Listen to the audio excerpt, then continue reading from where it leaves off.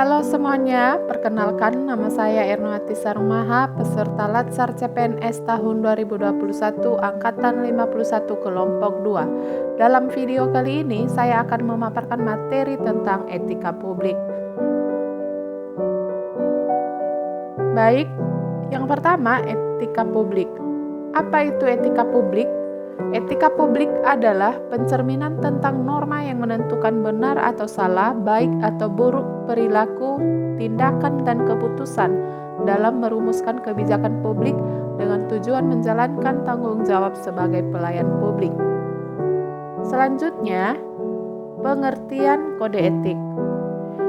Kode etik adalah aturan-aturan yang mengatur tingkah laku dalam suatu kelompok khusus. Sudut pandangnya hanya ditujukan pada hal-hal prinsip dalam bentuk ketentuan-ketentuan tertulis. Adapun kode etik profesi dimaksudkan untuk mengatur tingkah laku atau etika suatu kelompok khusus dalam masyarakat melalui ketentuan-ketentuan yang tertulis, diharapkan dapat dipegang teguh oleh sekelompok profesional tertentu. Selanjutnya, implikasi kode etik dalam pelayanan publik. Pemahaman awam mengenai kode etik biasanya merujuk pada kodifikasi etika publik yang berlaku di dalam profesi tertentu. Oleh sebab itu, biasanya orang mengenal kode etik kedokteran, kode etik insinyur, kode etik akuntan, dan sebagainya. Sedangkan bagi PNS yang merupakan jabatan generik, tidak ada rumusan kode etik yang berlaku bagi semua jenis pekerjaan. Maka kode etik administrasi negara biasanya dirujuk posisinya berada di antara etika profesi dan etika politik.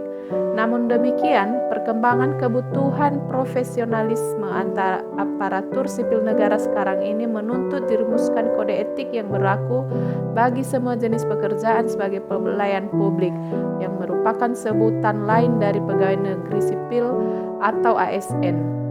Ada dua perkembangan yang perlu diperhatikan dalam hal ini. Pertama, sumber-sumber kode etik yang berlaku bagi aparatur sipil negara sebenarnya sudah banyak yang dapat dijadikan sebagai rujukan bagi kaidah etika publik yang baku. Kedua, peraturan baru mengenai ASN seperti tertuang di dalam Undang-Undang Nomor 5 Tahun 2014 sudah secara implisit menghendaki bahwa ASN yang umum disebut sebagai birokrat, bukan sekedar profesi pelayan publik. Oleh sebab itu, rumusan kode etik harus benar-benar dipahami dan dilaksanakan dengan baik karena memiliki ketentuan dan sistem sanksi yang jelas. Selanjutnya yaitu bentuk-bentuk kode etik. Bentuk-bentuk kode etik ada 3, yaitu 1. Penggunaan kekuasaan legitimasi kebijakan, 2. Konflik kepentingan, 3. Sistem sanksi norma hukum dan norma etika. Kode etik ASN. Kode etik ASN yaitu 1. Melaksanakan tugasnya dengan jujur, bertanggung jawab, dan berintegritas tinggi. 2. Melaksanakan tugasnya dengan cermat dan disiplin. 3. Melayani dengan sikap hormat, sopan, dan tanpa tekanan. 4. Melaksanakan tugasnya sesuai dengan ketentuan peraturan perundang-undangan. 5. Melaksanakan tugasnya sesuai dengan perintah atasan atau pejabat yang berwenang sejauh tidak bertentangan dengan ketentuan peraturan perundang-undangan dan etika pemerintahan.